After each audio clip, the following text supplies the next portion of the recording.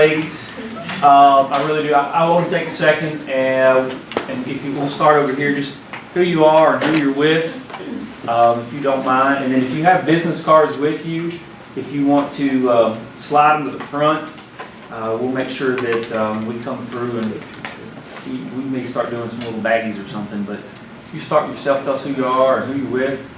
My name is Jenny Greer, and I actually do some work with Crowd South. Good. I'm Christina Beliles with Dabbert North America. My name is Birch Bragg, and I'm a manager of Beachmont Farms, specializing in chemical-free produce. We started this summer. I'm Seth Spears. My company is Spears Marketing. John Harmons, Director of Partnership here at Change. Bud Agnew with SNR Tire and Love Lane. Tom Marsh with Performa, which is promotional products and print media. Johnny Watts with WW Investigations, private investigation company. And if I can also mention before you withdraw. I've been told today I need to make an announcement that I have jumped in the political field. I'm going to be running for Warren County President next year. So, just to I appreciate your help and support. Now I'm under pressure now for the year. You need some buttons, don't you? Yeah, I know. Well, that's a little early. I'm Gary Mazaris, got dual role today, I guess, at Western Kentucky University, and I'm Mary Jane's Chocolates co-owner. Mr. Mary Jane. Yes. Yeah, no. Lacey Jackson with the WK, I already know these people. At the WKU store, I do their marketing. Yeah, that's it. Nina Schaumler, I'm the Director of Marketing with the WKU Restaurant Group. My name is Dustin Bray. I'm the Graphic Designer and Marketing Assistant, also with the WKU Restaurant Group. Julie Smith, I'm the Marketing Communications Specialist for WKU Parking. And Marshall Gray, I'm the Director of Postal Printing and Vending for WKU. And I also have career in company, so I'll leave my card. Okay. Well, good. Appreciate it. These guys are from Crowd South. I'll let them introduce themselves, and we'll let them run through their presentation, and we always do a Q&A at the end, and I'm sure if you've got questions afterwards, they would be more than happy to hand you one of their great big business cards. Actually, they're little.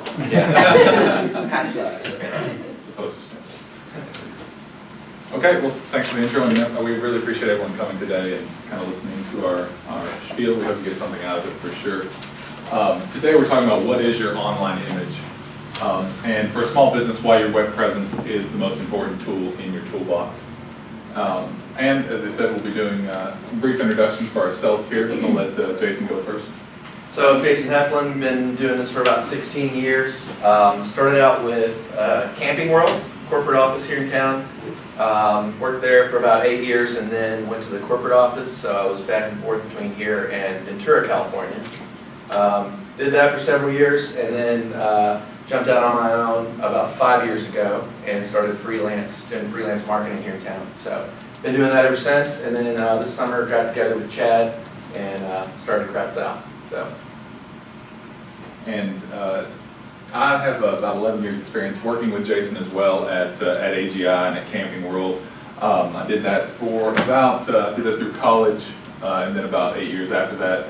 Past few years, I've worked as a release manager, software release manager, getting software out on time, under budget, things like that, for a company based out of the UK and Canada. Lucky enough to get to work from home with that one. A little bit about ourselves. So let's move forward. So what is an online image? We consider there to be 4 parts of an online image. Those parts are your website, mobile presence, social media, and then email. Talk about the website portion first. So we're going to start with some stats here.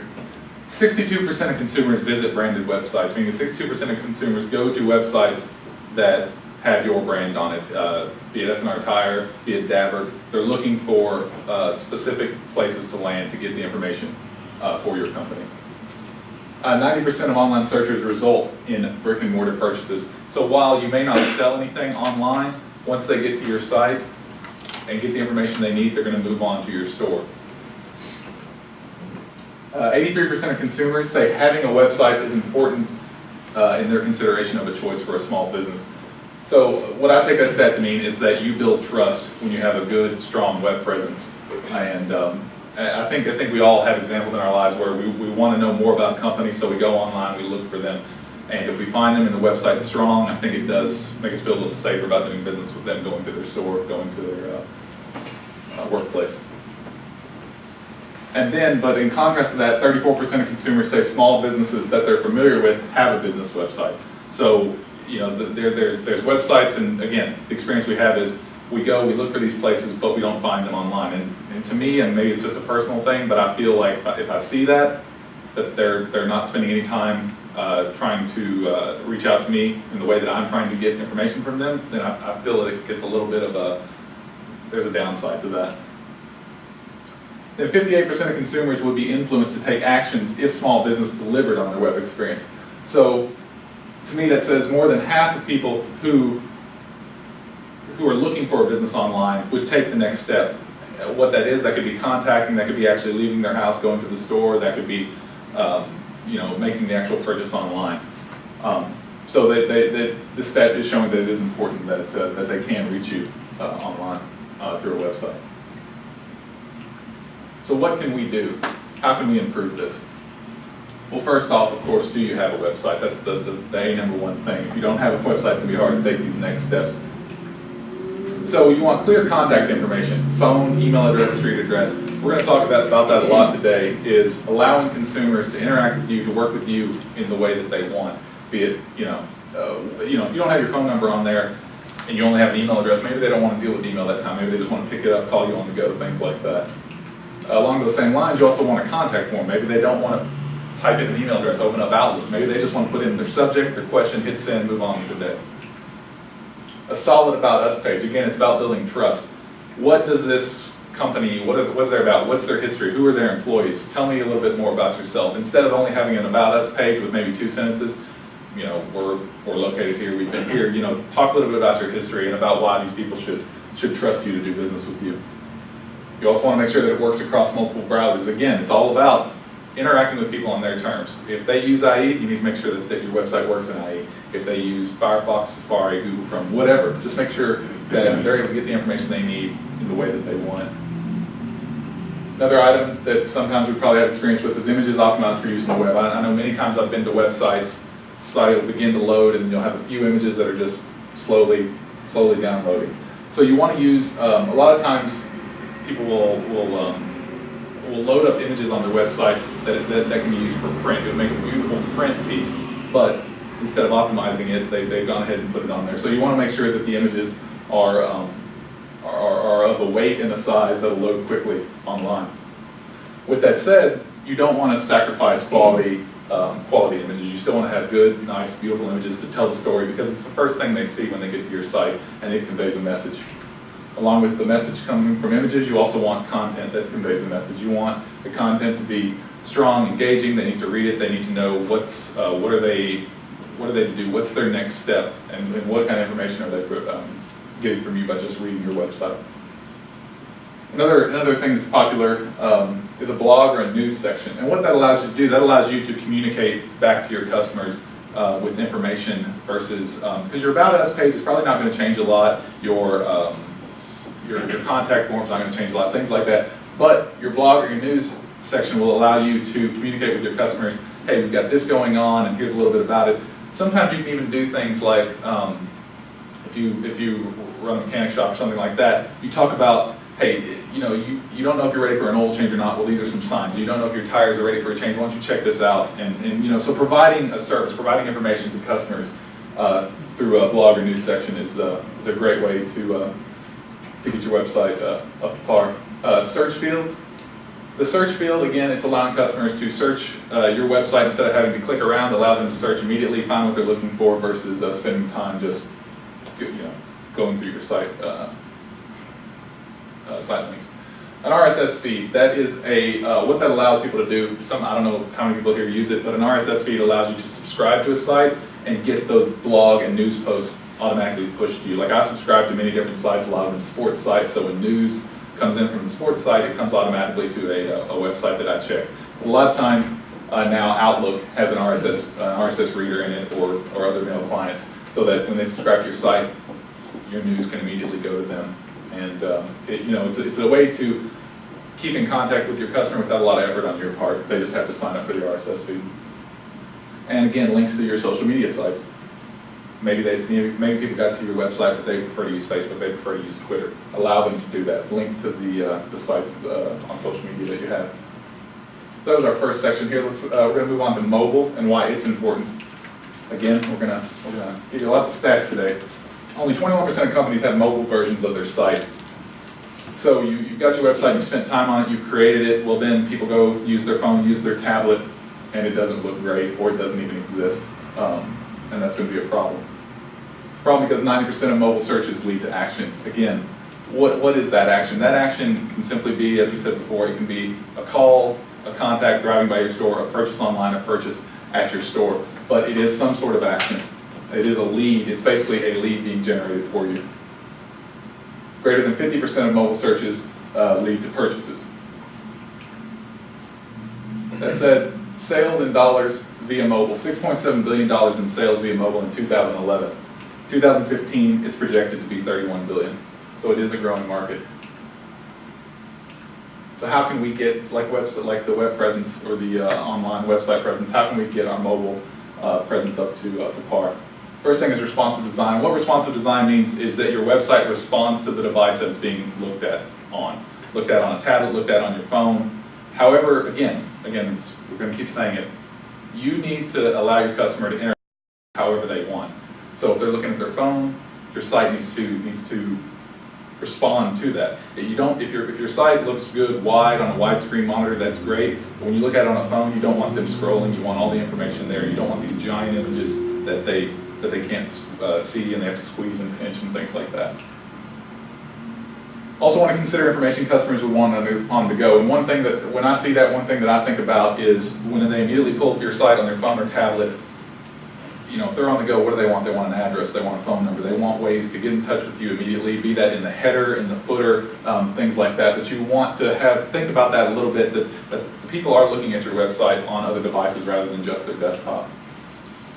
Accurate and search-friendly Google map listings. I think we all have experience where we'll type in a store or something like that on Google, or maybe just the first name, and it'll bring up, or say you're looking for a nail salon, just nail salon Bowling Green. It comes up with a bunch of map listings. Well, what you can do is you can actually try to what do you call it? Grab, claim it. That's what the word is. You can claim that map listing through Google. If you see it on there, you can work with Google, and they'll actually send a postcard to that address with a PIN number. You can then take the PIN number back onto your Google account, sign in so they know that you're the correct owner of it. You can then make updates to that map listing. You can make it more SEO friendly. You can add data, things like that. Again, like the website, we want to include social icons on the site so that we can get people interacting with you the way that they want to. You also want to think tappable, not clickable. When I think about that, I think about it meaning images for buttons and things like that versus just a click here link. When you're on your mobile device, you sometimes, I've noticed I've had to kind of get into it to click it. So why not just have a call to action that's a button versus just a link. We also want tappable phone numbers. For the most part, a lot of our phones will go ahead, and if they see a phone number in the correct format, they'll make it clickable. But if you're looking at your website, you notice that it's not like that, it's not clickable. There are ways you can do it in the back end of the code to actually make it clickable, tappable. Also want to consider mobile messaging, and I think a lot of us have experience with, we're going to a lot of these restaurants here in town, and they, instead of having now the card that you swipe and you've got 3,000 of them on your keychain, you've got they can put in your phone number. You've got this unique identifier, your phone number with you now, that they, these loyalty programs, put in your phone number, get 10 visits, you'll get a free car wash or something. But that also allows you to use these phone numbers to send people updates about your site. Or if they haven't come in 2 weeks, well, why not entice them with a 20% off coupon, something like that. So just another thing to consider, and we know of a partner here that's doing that here in town. So if that's something you're interested in, we can definitely share that information with you. We'll let Jason move on to the next section here. Thanks. So next up, we've got social media, which is probably something that's on everybody's mind, or at least it should be. So why is it important? Here are some more statistics that prove exactly why. 1.15 billion people are active users on Facebook. Again, these billion numbers are kind of hard to wrap your mind around, but this is a big chunk of the planet using this as a tool. 874 million of those people are using it, are active on mobile devices. So again, back to why your website, why your image should be good on a mobile device. It has to look good for those people. 115 million people actively using Twitter. Much smaller number, but still a force to be reckoned with. So if you're going to choose social media channels, Facebook obviously is the most important, and then Twitter would be second most. 79% of consumers like a business's Facebook page because it offers incentives. So whether you feel like you're trying to sell them something or oversell them constantly, it's not that much of a concern. Almost 8 out of 10 people want to get that. They want to know what those incentives are. They want to get discounts. They don't want to know how you can help them. And 49% of consumers use Facebook to search for restaurants. So this one was interesting to me because it's such a money-generating industry, the restaurant industry, and half the people look to social media. And that doesn't just mean they're going to business pages and looking for information. They might be looking for ratings, or they might be looking for a suggestion from a friend. But your presence there will help them find you. And then lastly, for those of you who are local businesses, 64,000 is the number of people on Facebook in the Bowling Green zip codes. So 42101 through 42104, 64,000 people, which some of you may say, well, I thought the population of Bowling Green was 60,000. Well, it encompasses some of the surrounding annexes and areas of Bowling Green. But that's a huge number. I mean, nearly every adult and a lot of teenagers who have a lot of buying power are using this to find businesses and purchase things. So, how can we improve our social media presence? First, do you use it? The first step is to create a business account on Facebook, create a Twitter account, get started, just start playing with it. It's worth your time, trust me. Regular posts 5+ times a week on all channels. This is something we recommend as kind of the second step. Once you've felt your way through it and you understand how it works and how you can reach your customer, do it regularly. Because the moment you stop posting is the moment they stop hearing from you. So it's very reactive, and people won't see it on their timeline unless you're out there actively working on it. John? When you speak of posts, I see a lot of different posts. I know we all do. About whether I took the cat out or I had a grocery trip. Post, if it's about our business, would it be more towards, hey, we did 12 oil changes today, or would it be, I'm trying to figure out how to filter it into, because we've got a lot of different folks in here. Whether she talks about how many people she fed at lunch today, or how many people came in and bought a postage stamp or something like that. Yeah, we like to encourage clients to do a blend of information. So we'll go into that here in just a second, but what those things are basically news. You want to give them news, you want to give them updates on your business, but you want to interact with them, as a person. You want to they've liked you for a reason. They want information from you, so don't be afraid to give them information. Offer incentives, so that's another way. Like I said, 8 out of 10 people are there, they've liked your business because they want to use you. They're telling you, hey, we like what you do, we want to buy chocolates from Mary Jane's Chocolates, but you need to give us a reason. Everybody needs a reason. Everybody needs an incentive these days. So incentives are a great way to do that. Become a source of information, like I just mentioned to John. Be a trusted source, be an authority. This doesn't mean you have to personally be an expert. Hopefully you will be one day on your subject matter, but if you're new at something, then find an expert. Go out. That's what the internet is, a beautiful place because it's full of information. So find a credible source, repost links, that sort of thing. Hey Jason, when you're talking about what to post, sometimes I feel that way too, but just look at what engages you, and you can learn a lot from that. If you see a post and it's only about the cat, you're like, okay, we're definitely going to stay away from that. You are so much involved in this process that you sometimes don't realize it. Right. Yeah, and a great way to learn, that's a good point, because a great way to learn what works for your customer is to kind of watch what you like. So the businesses that are communicating with you, which ones do you ignore and which ones do you click on, or which ones do you read? Can't you also look at what other businesses in your niche are doing? Yeah. The first thing you should do is sign up for your page and like all of your competition and start following them and watch what they do. Watch what they tweet, watch what they post on Facebook, and you'll quickly learn what not to do and what to do just from them. Some of them, you'll probably learn what not to do more than what to do in most instances, but yeah, so again, a trusted source of information, incentives, and then we always throw this one in, make them laugh. I mean, people are on social media to have fun. Sometimes they're escaping work for a few minutes, or they just got home, or they're getting ready to go to bed, or they just woke up, but they're doing this because they don't want to be doing something else. So there are a lot of great things you can do as far as sharing jokes or information. It can be industry related with your clients. It can be not industry related. Just keep it professional, whatever you do. Don't be sharing, some dirty joke you heard at a bar last night. It needs to be something above the line. But just keep that in mind. Unless you're in the dirty joke business. Unless you're a dirty joke seller. Yeah. Right. Yeah. DirtyJokes.com. Right. Go for it. Probably need to do that. Every day. But cats as well. Right.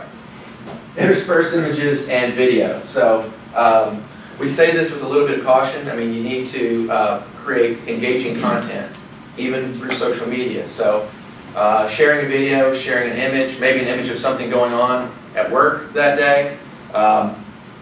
But there are studies that show, Facebook in particular shows text posts more than they show image or video posts. So your text post may be seen more by your clients, but your video or image post is going to be more engaging to them. So if it adds value, include it. If it doesn't add value, then don't include it. It's a pretty simple rule there. So don't just, I'm posting about football today, I need to have a picture of a football. Well, you don't need that. I think that most people know what football is. So you'll get more views if it's just text. Not the case with Twitter, though, obviously, because Twitter is textual driven. Don't just inform, interact. So, don't just give them information, interact with them. So if someone asks a question, or if someone sends a message, you need to respond, and they expect, it's somewhat like email, they expect a response fairly quickly. You can't just ignore it for a week. It needs to be within 24 hours to really make you seem like you are taking action and listening to them. So when someone sends a message to your Facebook page or tweets you, you need to follow up on that. Encourage sharing. This one's huge because sharing with Facebook is the way to grow your market. It's the best. It's the first and foremost. Sharing is simple. You can incentivize people to share. So if you sell something, give it away. Give one away. Hey, post and share this on your page. Just make sure and read up on Facebook rules and regulations before you start doing that, or consult with somebody who knows about them, because they're fairly strict on how you do that and how you approach it. But so just make sure and read up a little bit on that before you go there. And then this one is my favorite one, post slowly. We manage a couple dozen pages for businesses here in town and then around the country. And sometimes we'll get a message or a call from a client that wants to, I've got this great idea, let's put it up, we need to put it up right now. And I encourage people to post slowly. It's similar to when you have, you wake up in the middle of the night and you have this fantastic idea that you just got to do. Giving it a little time, talking it over with your business partners or your coworkers, flesh it out, and then put it out there. No one's gonna miss it if they didn't see it. So, just make sure you think through it, because oftentimes things will get posted on social media before they're really thought through, and then they think, oh, I should have given this disclaimer, because now I've got 10,000 people in here wanting a freebie, and I didn't quite word that correctly. So you don't want it to backfire on you. Social media can do that, so make sure you post slowly. And participate yourself. Get your own, if you don't have your own Facebook page, Twitter page, Pinterest account, whatever you're using as your social media channels, get one. Learn how to, that's the best way to learn how to use it, is to use it yourself. And use at least one other social media channel. So we encourage everybody to use Facebook because it's the most powerful, but pick another one that works for your business. So, if you're in the fashion industry and you sell hats, Pinterest or Instagram would be a great social media channel, because you can post images of that. You get a new hat, fresh off the assembly line, you can throw it out there and show it to everybody immediately. So choose one other channel. Next up is email. Why is it important? 84% of all email traffic is spam, and that is something you do not want to do. So ensuring that you're not in that category is a really big deal. We've all gotten spam. We all get spam on a regular basis probably, especially if we don't have a good spam filter in our email client. So make sure you're not in that group. And there are several ways you can do that we'll talk about. But this is the reason that you should be doing it as a business. The average return on email, on $1 spent on email is $44. So these statistics come mostly from the retail industry, but if you sell anything directly to a customer, email can be a very productive way to get a return on your investment. 44% of email recipients made at least one purchase based on email they received. So 44% made a purchase. That's pretty powerful when you think about a channel that can actually convert. So again, another reason email is important. On the other side of it, 39% of marketers say they have no strategy for email. So what that tells us is 39% of people really aren't thinking about it. That's your competition. 39% of your competition isn't really doing it. So it's an area where you can jump in and do something that they're not doing. And then 56% of marketers say they plan to increase email marketing in 2013. So that just shows you how many people, how this industry is growing. It's not a dead medium. It's actually growing. And if you think about all of the media out there that you could use, television, radio, print, email is way newer and way hotter than, say, a newspaper ad. So, consider email for those reasons alone. How can you improve it? Well, design a template themed to your website. So what that means is don't just send a text email out that says, hey, drop by the store this week. Look at the design of your website, something that they may be familiar with. Includes your logo, includes your header, all your contact information. When we say header, we mean the navigation across the top of your site. So they could easily, from the email, click About Us and learn more about you, or contact us and email you directly. So make it easy for them. Like Chad said earlier, that's kind of the theme of this presentation is work with them the way that they want to work with you. If you've got social media icons, if you've got a way that they can email you or call you on the telephone in your email, then they can choose how they interact. Include useful information. You want to try to sell them something. That's kind of the point of this whole thing. You want to make money, but at the same time, include something useful. Local news, industry news, all those things are great things to include in an email. Write powerful subject lines. The reason people open an email in the first place is because the subject line compelled them to do so. We all, if we think through the way we open emails, it's the same with us. If the subject line's weak, we just hit delete. So make sure it asks a question or it provokes them to open it to find out more about whatever you're talking about that day. Personalize the email, subject and content. So a great example of this, I was talking to my wife yesterday about this presentation and explaining what we were talking about. And she said, yeah, I got an email yesterday that said my name in the subject line.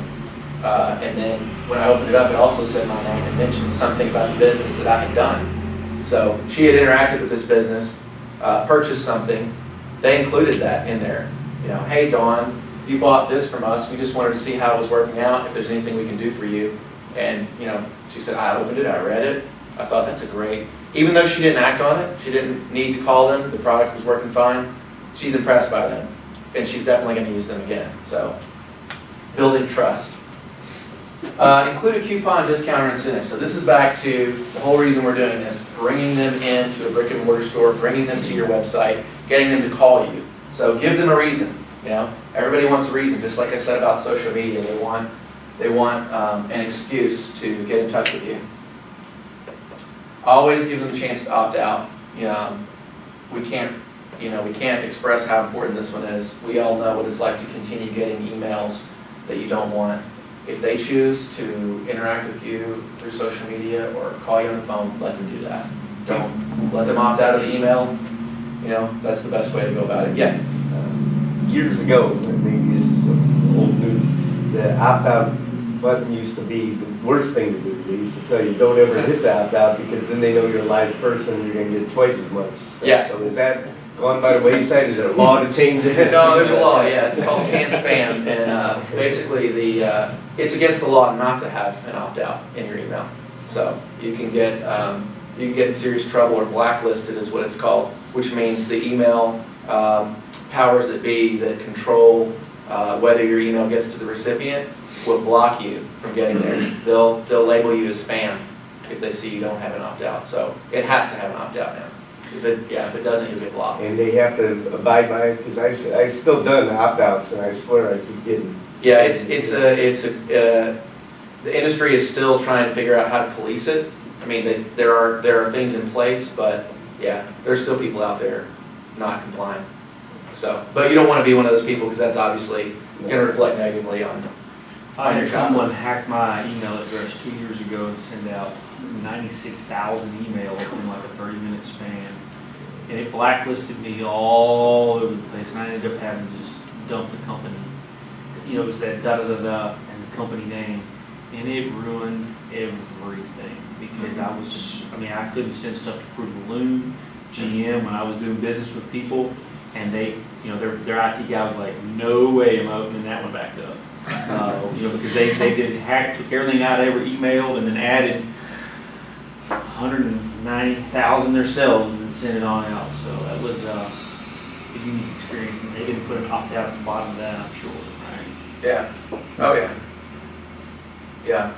That's a scary story, but it happens here and there. And then test. Again, we had mentioned Chad and I both came from sort of corporate environment, and one thing that I did for over a decade was just test emails, test direct mail campaigns, test everything that we did. So, and it works. You know, try different subject lines. See what your customer responds to. Maybe your customer responds to questions in the subject line. Try different content, different types of information in your content, or different incentives, different coupons, and then different combinations of those. Keep track of it, maybe in an Excel document. Every time you send an email out, what was the offer, what was the subject line, and then you'll start to see higher response rates in some emails, and you'll say, okay, I see a pattern here. You know, this type of subject and this type of offer works. And maybe the time of week that you send it, the time of day that it's sent, all those things should be recorded and then used later. So, benefits of an agency. We were thinking through this as we were working on it, and we're like, you know, a lot of you guys are small business owners. You don't have, you know, thanks for the ideas, but when am I going to execute these things? You know, when am I actually going to do all this stuff? Well, you know, working with an agency is one way you can do it. We encourage everybody to try to do it on your own at first. You know, give it a shot. See if you can handle your social media. You know, if you have somebody in-house that can do your email, that's fantastic. It's going to save you money. But what an agency can do is, number one, they can be your knowledge base. They build online images for clients every day. So, you know, like I said, Chad and I work with a couple dozen clients in the area. You know, we have clients in Utah and San Francisco and New York and all over the place. So we kind of see what's working in other places. We see what's working in different industries. And, you know, agencies can put all that information together and make that work for you. Manpower, again, small businesses can't afford a marketing department. Large businesses sometimes can. So if you're in that group of small businesses that doesn't have the manpower to execute these things, an agency can help you do that. Time. That's the other big thing that all business owners are lacking. Allowing someone else to focus on it allows you to focus on what you do best. And then growth. That's the goal with every business, is to grow. So online image is a key component of that. Whether everyone wants to admit it, they don't want to spend the time or manpower or knowledge on it. You know, the web and mobile is where everything is going, especially mobile. So you've got to be ready for that. And if you're not, then your competition will. So that's it. So hopefully this was helpful. If you guys, what questions you guys have? Yeah? How does your crystal ball predict or indicate that the future of social media and perhaps email will change in the next year? Well, social media is growing by leaps and bounds. I mean, it's incredible. What about the changes, Facebook to Twitter to Instagram to? Yeah, Facebook shows no signs of slowing, so it's still growing. You know, everybody keeps waiting, everybody in the industry keeps waiting for Facebook to kind of level off. It hasn't so far. The growth has slowed a little, but it's still on the way up. Twitter is a great way to reach the 20-something crowd, so that's a good one that also continues to grow. There's some other social media channels like Snapchat that sort of, you know, the teens and people in their 20s are using. LinkedIn, obviously, in a professional environment, is a great tool to use. All those are good growing social media channels. Email, I think if done well, is an excellent opportunity that businesses are not taking advantage of. Again, like we mentioned, so many marketers don't have a strategy for that, and they just don't think about it. So whereas, you know, 5 to 10 years ago when AOL, or one of those companies that we all used to use for our email client, was kind of running the show, and you used to have an email box full of things that you just had to go through and delete. Now it's more regulated. You know, there are those opt-outs. They're kind of being forced to do these things. So the emails that I've noticed anyway in my personal email box, that the emails I get are more relevant. So I actually open more of them. So I think email is a great channel. It's growing. It's not growing as much as some of the others like social media. I think the one to watch really is mobile. So mobile marketing and text marketing is really the way people want to see information now. Another question then. Sure. It may be age dependent, but what's a recommended repetition of sending out either email or blogs? Well, email is probably dependent on your client, and I would say don't send an email unless you actually have something to say. So, you know, don't say, well, we're going to send an email every single week, and we're going to stick to that. And then, you know, week 4 of the month you get there and you're like, I don't really have anything to say. Let's just make something up. You know, you really want it to be relevant. So I would say as often as you have information that you think that they want to hear. So there's also, you know, there's different types of emails, like an email newsletter versus a email that has, hey, we have a sale this week. I mean, an email newsletter is a great opportunity, like a blog. For instance, like if you're posting on your blog, say in a month you posted on it 10 times, well, you've got information there, and maybe some of your customer base hasn't gone there yet. Well, you can take those blog stories, put them in an email newsletter, and kick that out to some people, because again, some people may want to read that information via email. You put a link to your article, you put a little paragraph to your article with a read more, and that gets them back over to your website, which again, you know, one of the things you want to look at in your analytics is your bounce rate from your website. Do they say they're 20 seconds? You don't want them to stay there 20 seconds. You want to be engaging. You want them to stay there 2 or 3 minutes, and then ending on your contact page or your product purchase page or something like that. We did a, kind of what you're talking about, we did a, when I was in home inspections very strong, I did a redneck repair of the week, sent it out on Mondays. It was the fun, you know, you find a lot of weird stuff, but I would put a nice big picture in there of the redneck repair of the week, and a couple of things here, and a couple of statistics about, you know, recalls on certain appliances and things like that. And that was a huge hit in the realty group. And then I got busy, wasn't able to do it for a couple of weeks.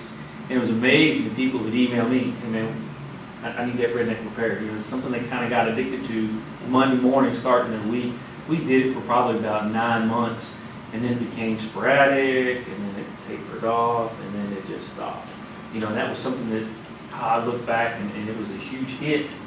It should have kept going, but I got busy. Mm-hmm. That's when I should have found someone like you, say, hey man, keep this going, I guess. That's a really neat story. That's really great, because you think about something like that, it's authentic because it's something you found, but it's a cool picture that they're then, you know, for instance, if you're on Facebook and doing that instead of via email, right? It's like you're sharing that with your friend. Look at this is down on, I know you didn't put the address, no, but it's down on Chestnut or something like that. It's good stuff, though. But yeah, but I mean, people can, it's local, it's recognizable, kind of, it's neat. That's cool. You should have stuck with that. Yeah. Yeah, that was back before Facebook was, Yeah. I think, you know, even grabbing hold, so. yeah, a similar story. I worked with an industrial client who basically worked with lifts and equipment like that. And so one thing they did was every week they posted, or we posted on Facebook, an image of someone doing something extremely dangerous or stupid with a lift or some sort of, people will put a ladder on top of a scissor lift, in a warehouse, and they're leaning way over, trying to get something, and somebody took a picture of it, and now it's viral on the internet, so we just grabbed onto those things. It's not like you have to invent the content, you just have to find it. It's kind of fun to do and fun to share, and people love that. I love trying to go out and find them every week for this client because it was just crazy what people were doing. I mean, a lot of it was like third world countries, and they just didn't have the resources, so they were kind of making it up as they went. But yeah, that's a great. I got hundreds of redneck repairs if you ever find someone. Okay, all right. I just wanted to share a story. Before Crowd South was formed this summer when we were starting our business, Jason built our Beach Swamp Farms website and our Facebook page. And of course, being ambitious at the time and everything else, thinking I could do everything, I didn't choose their service to maintain my site. And it's interesting, on the admin page of a Facebook page, you'll see it'll actually show you whatever post that you put out, how many times it's been seen. And I thought it was very interesting as the summer got busier and the vegetables grew and the weeds got bigger and all the other stuff I had to do. I'd go 2 weeks without a post on Facebook. And when I was doing it regularly, I would see 600, 800, 900 people seeing this post. And then after 2 weeks, I don't put a post up, and I'm seeing 125. And that for me was a good lesson that now it's getting into winter, it's slowing down, I can kind of take these responsibilities over. But in the spring, when we get busy again, I'm definitely going to hire these guys to maintain that because I see the value in that. Because it's very easy to think, oh, I can do that, I can save money here, I can do that, I can handle that, Yeah. But once you get into the thick of it, I realized that we've missed a lot of opportunity on Facebook. Yeah. Because I couldn't maintain it, because it's just not possible. Well, you bring up a good point about Facebook. It's called Insights, which is their analytics. It's how you look at your business page. And you can see, they'll tell you how many people are reading each post, how many people you're reaching every week. And that reach number is really the one to look at. So, we've got a few clients here in town that we're reaching over 20,000 people a week in this market.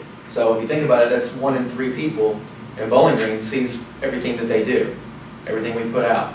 And it's because we do that blend of different types of posts to make them laugh, we give them information. There's a formula, there's definitely a formula to it. It's not rocket science. And what we've learned is what we do is more helping people with time management. Hey, you're smart enough to do this.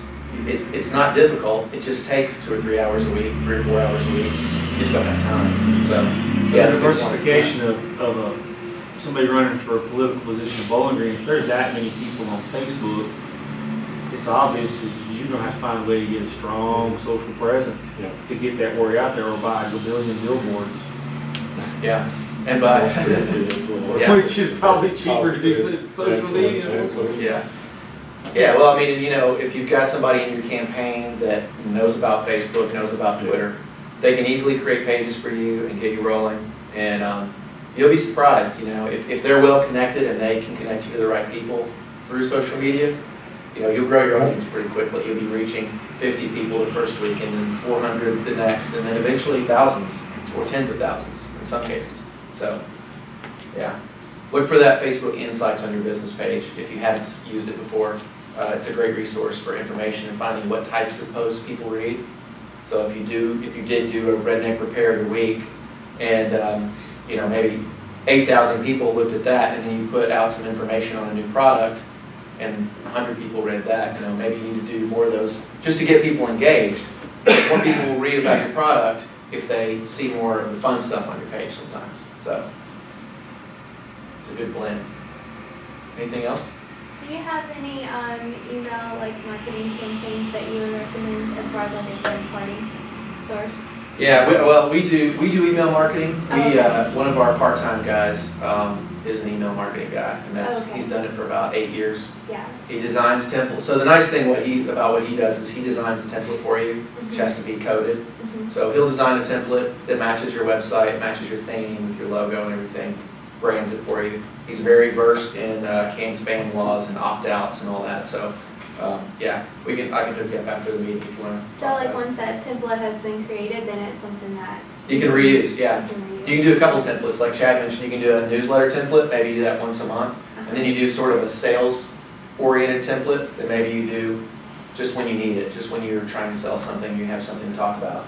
And then I was going to say, he uses it in a way, he uses the third-party system so that It's a trusted source that it comes from, so it's not spam. Right. It won't be Gotcha. flagged. Constant Contact or MailChimp are kind of the two big ones. That's, yeah, those are the two I have looked in. Okay. Into, yeah. I guess how would we determine what the best value is? Like, is there a way that you can compare to radio, TV ads or newspaper or something like that?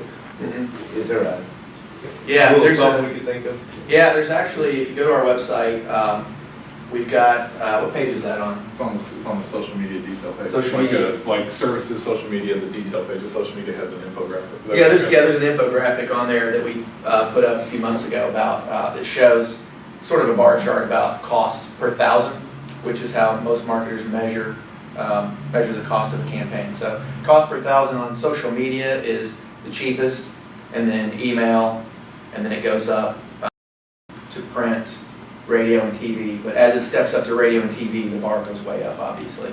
And On the cost. on the cost per Where thousand. your reach can be very similar Mhm. to, you've got a low cost option with a similar reach to the higher cost option. Mhm. So, Yeah. was that kind of your question? That's what I'm looking for, yeah. Okay. Kind of figure out where to invest any money that we might have. Right. Yeah. It's difficult to track some. Online is easy. We can track all that. Yeah. You can show, if Analytics. you've got a website, we can show your analytics, how many people came back to your website, how many people purchased, how many people used your contact form. You can find out exactly how they interacted with you. However, let's say you do a radio ad, and I'm not trying to knock radio, there's definitely value in it, but you do a radio ad, you don't know how many people heard it. You don't know if they acted on it unless you put some sort of incentive in there to say, tell us you heard us on D93 and we'll give you a free whatever. That's really the only way you'll know if it was effective. So it's kind of difficult to measure. It's kind of mass marketing rather than one-on-one, which is, you're getting closer to one-on-one marketing with, especially with email, where you can tailor it. You can say, hey Chad, it was great to see you in the store the other day, that sort of thing. Did you? Oh, I was gonna mention, stay away from Constant Contact, because they have the lowest deliverability rates in the industry. Amen. Any of you that, well, Yeah. Chamber sends out. Thank you. AWeber's the best. We send out thousands of emails. We have found, we watch Tuesdays, people open more of our emails, and Thursdays, they open more of our emails. But I was telling Jason this morning that I'm a numbers guy, and the more I got here in January, the more I dig into the dynamics of everything we're doing here is that some of our emails are only reaching maybe 30% of the 2,800 people that are in our bank that want to hear from us. I have to tell everybody as I go around, you gotta go shut your spam filters. If you're new to the chamber, you gotta go through this process, this religious breakdown of getting our emails. And then once they start getting them, they'll realize that we've consolidated them and put them more into one email with links to all the They do information. look better. Yes, that's great, thanks. Yeah. Because it was, it was just like Facebook. Oh, we're doing this, and we're doing this, and I was like, guys, we got to corral this. We got to slow this down. One email with a lot of information. If they're that interested, link out to that event page or whatever. And it's really helped our rate of openings go up a lot. But, I have found that still through Constant Contact, 35% sometimes. I shake my head what's the point of getting that message out. It depends on the content of the message. The ones with the links seem to get blocked a little more often. So, like you guys are new partners. Have you been bombarded yet? If you haven't seen any, you got to go ahead and check your filters. Yeah, I've seen, but I've been forwarded. I'm actually not on your list right now. Well, I've been we'll forwarded go from Tracy fix and that Paul. one. Yeah, But you got to fix your spam filters. right. Well, the problem with Constant Contact is they're the biggest one in the industry.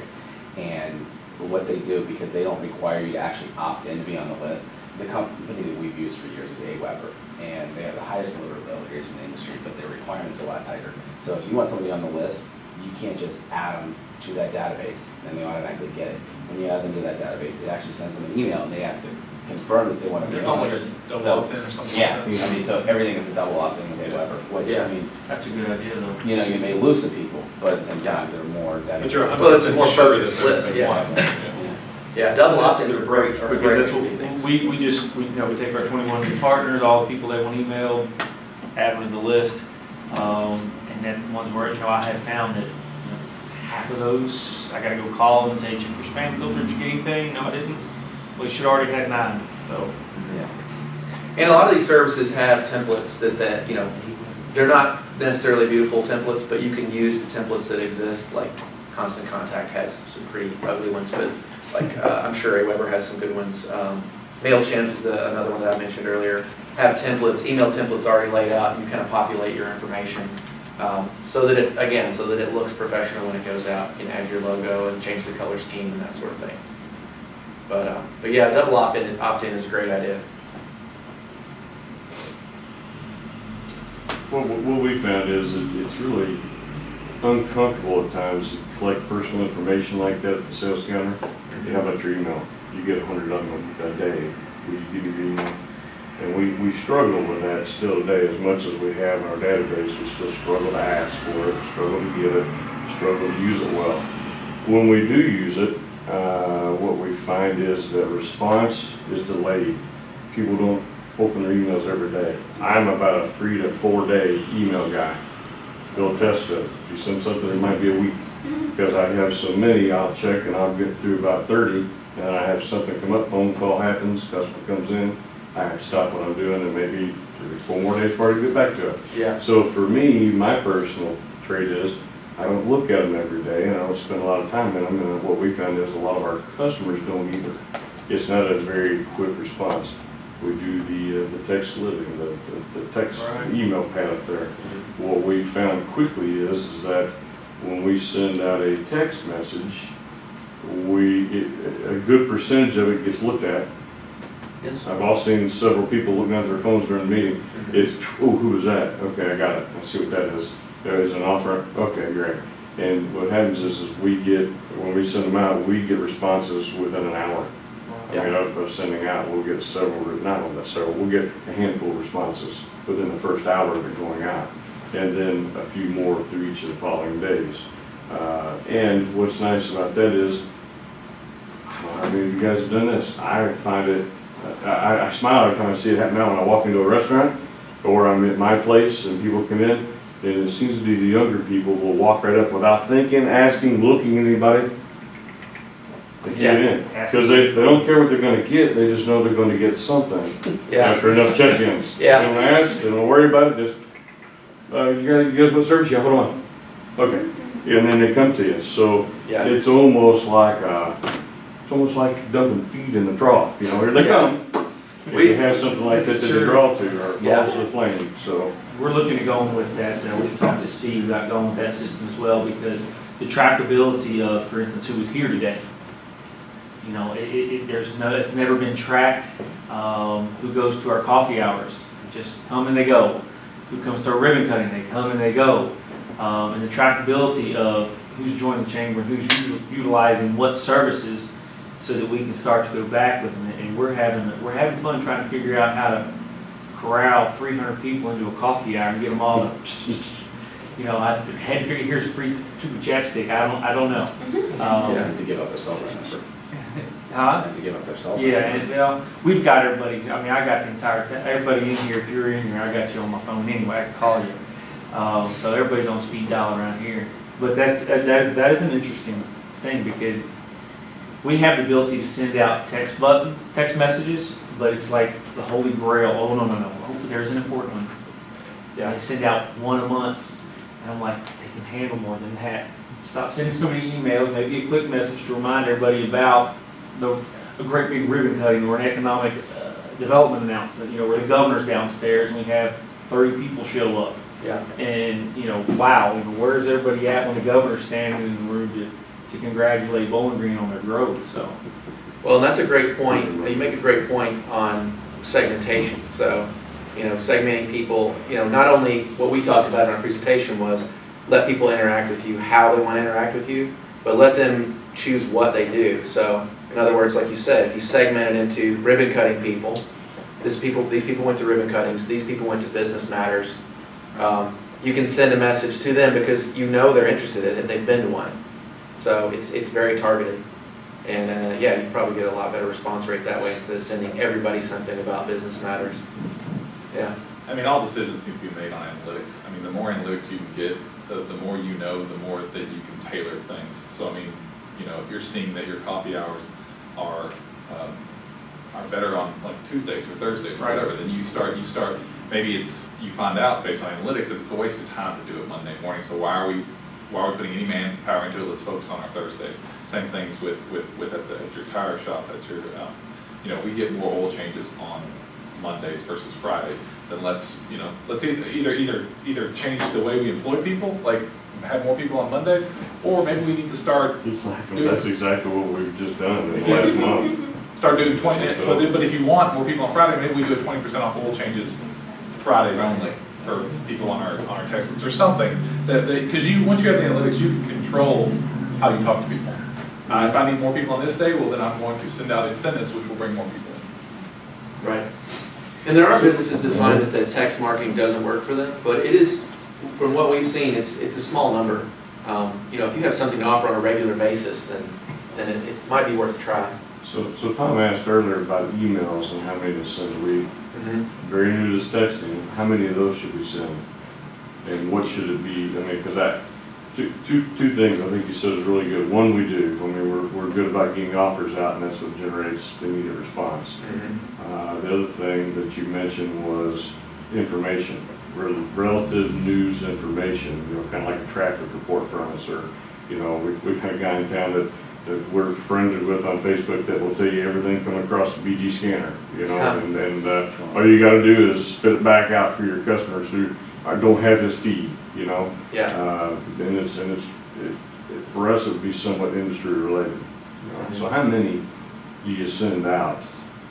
I think it's content driven, not to answer your question, but like what she said, I get a lot of text living messages, and you know what, you're not bugging me offering me, you know, Mr. B's tonight's pizza night, 2 pizzas and wings for, you know, $18, and it's 3:30 in the afternoon, you know, looks good to me, you know, or I have that ability just to say, just open it, close it, and it's still sitting there, but I guess it's content driven. If they just said, hey, how's your day going, that would probably not work. But it's my, you know, I don't mind people offering me discounts on a regular basis and me going, not today. And that's what I think it needs to be. And I mean, if you're texting, like, you need to look at what makes sense for that channel, because you're right, like some of these things, like your pictures, that makes more sense on your Facebook page or on your website or your blog. The coupons to drive people to your business because they're on the go. I'm out, 20% off an oil change. I got 20 minutes, let's go do that. Let's just get it done. I'm out, hey, look at this picture, I don't care. Like, and I consider that bugging me. I'm gonna say exit or whatever. And I'm just thinking out loud here, and not to push people away from texting versus email, but I do wonder, you know, what we're talking about now with texting was email 20 years ago. It's like, at what point are we going to get 4,000 texts every day that I'm going to start ignoring? But I think the way you avoid that is by strictly keeping the texts short, because they have to be, but also relevant to being on the go. The coupon thing is just, that's all I want. Like, I want that. I want Mr. B's. I want stacks. I want 20% off everything in this town all the time. So I'm being like, and the other thing is, just on a completely side note, just thinking about, because I've been in S&R, just thinking about this. The thing that I love that you guys have at your front counter is the stuff that's been in tires. I'm like, on your Facebook page, if you can have weekly the most unusual thing we pulled out of the tire. I want to see that. They pulled out what we found in tires this week. Yeah, I mean, I love that. Sorry, just just think it's neat. I want to see a corkscrew coming out of someone's tire. And one more thing I would say about that, about text marketing, is I would just say, like we mentioned earlier with email and everything, test. Try some different things, you know, try some different strategies. You know, maybe one week you send out 2 and see how that goes. And, you know, and I would use statistics that let other people do the work for you. So maybe go back to whoever you use for your service, whether it's Steve or whoever, and say, you know, other businesses like mine, how often are they sending it and what kind of results are they seeing, you know? Let them be the guinea pigs for you. And then keep track of everything that you do, and then the ones, you can obviously go back and see all the stats on all of them through their dashboard. So, oh, that one, you know, this was the highest performing text we sent all year. What was different about it? How was it different? When did we send it? What time of week? What time of year was it? You know, that sort of thing. And what I like about that product is, I'm a big fan. If I'm going to offer something to a person who's never been in my store before, I'm going to give them a discount. I feel like I owe that to all my loyal customers too. Sure. You know, and not everybody feels that way, thinks that way, or promotes that way. But that's how we've always been driven, because I feel like if I was going to your place, I would want to be treated the same. Man, I've been here 5 years. This guy next to me is first time in. He's paying less than I am for the same thing today. Yeah. Doesn't make sense to me. So, but that product of the texting goes out to your customer base. So there's the loyalty value first. The people that you've already acquired their numbers, that's been in your store, is getting it. Plus the added benefit of, you know what? I pay a little extra. I send it out to whoever Stacks has in their database, Yeah. or Rafferty's, or Mr. B's, or whomever else is out there that I pay for to send out. Those customers I may have already, but I may not have already. I don't know, but I'm willing to pay a little bit to find out. Yeah. And so my loyal customer doesn't get ousted by an offer to a new customer who hadn't been in the store before. And the other quick thing that's been, I didn't realize I was going to be sharing anything today, so. You're not a sharing kind of guy. I like it. There you Jason, go. Yeah, here you go, here you go. So, one of the things that's been fun for us is the text thing. We've done a few campaigns with it, not many. And then one day it was, or whatever, if it's cold and rainy, I'll have a couple appointments that I cancel, and I'll have a book that won't fill. Typically, not always, but typically. So we had one of those days here recent, and I said, oh, you know what? We need to fill the book. I mean, look, I can't believe it's a empty on the schedule book. It doesn't feel good. Let's send out, so I got on the phone, told Steve, and within, I don't know, 30 minutes, we had it put together out, and that's the one that generated 4 bookings that day within the hour. Yeah. And helped fill the book. And of course, in any business, the more people that are on your lot, the more people that follow in behind them. Yeah. So it filled the book. Yeah. So for that day. So I know when I have slow days, this is a good avenue for me to get something out. If you need it today and you have the offer that's there and it fits, well, yeah, if it's today, I better get in. Yeah. So. And you could do that across all your channels too, to make those 4 bookings maybe 6 or 8, you know. Put it on Facebook, you know, send an email out, do all those things the same day. Hit everybody in the different ways that they want to communicate with you. And then, yeah, I mean, it's powerful. It's very powerful. I think we've been able to track abusers of the program. Right. People that are logged in way more than I have an invoice for them. You know, they're stopping by. Yeah. And what happens, well, key in, because I key in so many times, I'll get something free. So they just stop by and key in and say hi, and walk back out the door again.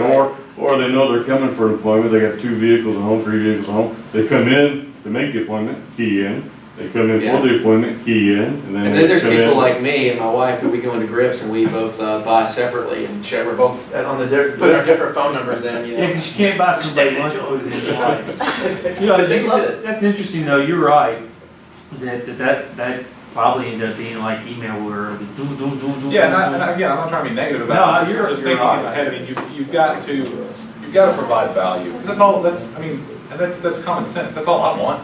I want value to be provided to me. That's all any of you want. I don't want junk. So I think that's where the testing of the emails and things come into play as well. So you see what actually works, and when you get stuck on something that works, stick with it. Well, it's obvious the next generation coming up owns these and doesn't really need much else except to do homework on, so. Mhm. Of course we do too. Yeah. I just wanted to say about that in today's world, because of push notifications, for me, they're not even that different, because I get emails every day where a little square pops Right. up on my screen that's showing me the main portion of the deal. It's always like Express or some clothing, like, it's like in my mind every day, like freaks me out. But anyway, I mean, it works, even though I'm like, ignore, you know, that push notification is no different than a text. So I would say moving forward that those things might even morph into something, you know, that's not even what They we do say know that, about they yet. do say that, you know, the spiel that we got was talking about the push notification versus text, and the text open rate is ridiculous. I mean, it's like 99.9, wasn't that what he said? Like, your open rate on your texts are huge. Because again, I think we've been trained using our phones and stuff like that. Oh, someone needs something from me. Like someone's interested in what letting me know something. So let me open that text and see what it is. So especially like you were saying, like Mr. B's or these places. Yeah. I know I'm getting something good, so I'm gonna check it out. Yeah. I think part of the reason for that though is because in order to send a text, somebody has to have your cell phone number, which is kind of a more personal thing than just giving out your email. Because a lot of people will just sign up for anything with your email address because it's not as personal as, say, your cell phone number. Yeah. That's part of the reason why, but as it becomes more people just give out their cell phone number for whatever, as far as for signing up for things, then the open rates will probably drop off a little bit. Right. Yeah, eventually, yeah, exactly, that's my point, is Yeah. you may eventually see this to be like email. So, I do worry, it's like, I protect my email address, I also want to protect my cell phone number. I don't want everybody and their brother to have it. However, if people I give my cell phone number, use it responsibly, I'm fine with it. Yeah, you can't delete them like you can on Facebook. Right. Not that I'm aware of. That's probably a trained response though, because of email abuse though, right? Exactly, yeah, right. It's my experience that people use my information for it. Well, spam was invented by the guys across the street anyway, so. And they wrote the software to solve the problem. And thus the big building where everybody wants to park now.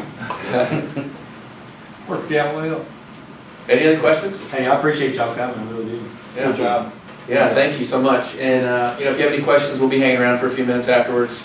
We'll pass out some business cards, and then, any advice you might need, if you're gonna try to take some of these things on yourself, we'd be more than happy to talk to you about it. I just have one other thought on email. Sometimes I'll sign up for some and it's not what I want to look at the moment, and as soon as it comes through, I delete it. But the fact that I saw, Rock Creek in my email is a reminder. So just because I deleted it and I didn't look at that content, it still keeps it. So for that, across all boards, your content has to be good. But even if you delete it and even if you don't open it, I saw that name is another reminder. Yeah. Just like seeing a sign on the road. Sure, it really turns into, and I'm aware of it. I'm like, I'm just deleting this left and right, but I feel somewhat of a connection because obviously I'm not opting out of their program.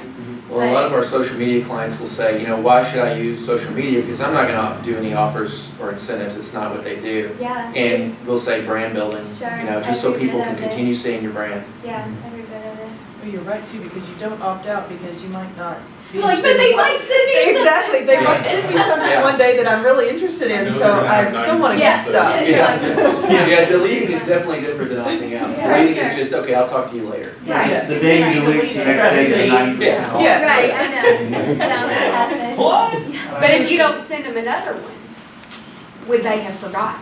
Right. And that's where you have to determine how to gauge that, because just because she deleted that email doesn't mean that she hates those people, or that she doesn't want to do business with them. Right. She just didn't at that moment, because this thing right here is the biggest interrupter of our lives.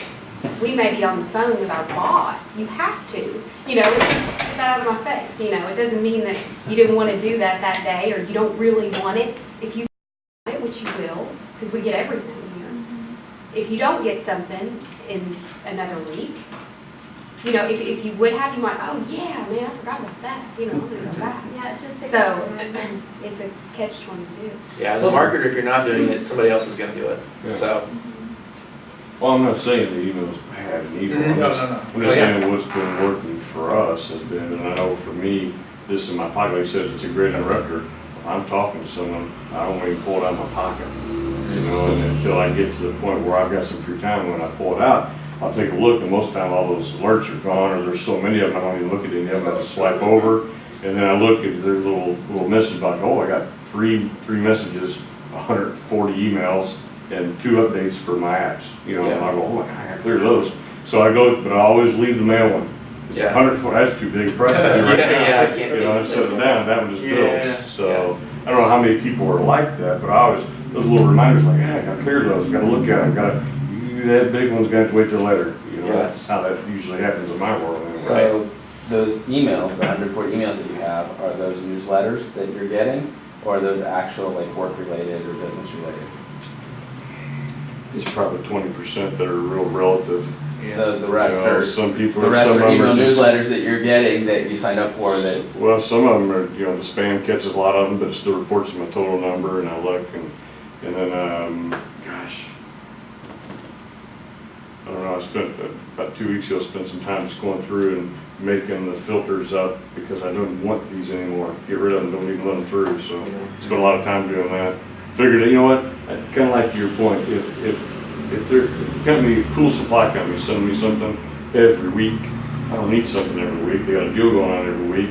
You know, it's in my brain, I bought from them twice before, I don't even need, I just cancel the newsletter, because when I need them, I'll go to the website and look them up. Right, and that's See you what's going choosing on. how you want to interact with them, Yeah. which is great. Gmail's done that interesting thing lately too, is, you know, well, you get your tabs of, these are sales things, these are social media things, these are relative emails, and don't know how, but only the relative emails make it to my phone, all the other junk still stays. on the marketer side. Yeah, the marketable. It's your nemesis. What they're doing. It's evil. Well, I mean, but I still am able to go, have to log on to the Gmail site, there's the tab, and I'll click on the The tab. problem with control that, what they're doing, I mean, you can change it or delete it, which I always look at mine to do as well. But because if you're using an email service provider like Contact, Aweber, MailChimp, whatever, and you send it out, it sees that as promotion because it's coming from an email service provider, so it automatically sticks it in under that promotion tab. But you can drag it over. Exactly. And you can change it, but if people don't understand how you use that and the I tabs and didn't everything, do that. like for me, like our company uses Google Apps, but we all use all Apple. Everything's on here, as far as the Apple Mail app or on your desktop. So we're not even logging into Gmail with Google to see that. So the tabs aren't affected. They aren't affected in that way. But for those people that just use them on their phone or their computer and they have like, say Outlook or something set up for that, it's bypassing it. But if they are logging in, then yeah, it's getting pushed. But I guarantee you Google's messages are getting through to you. Guarantee.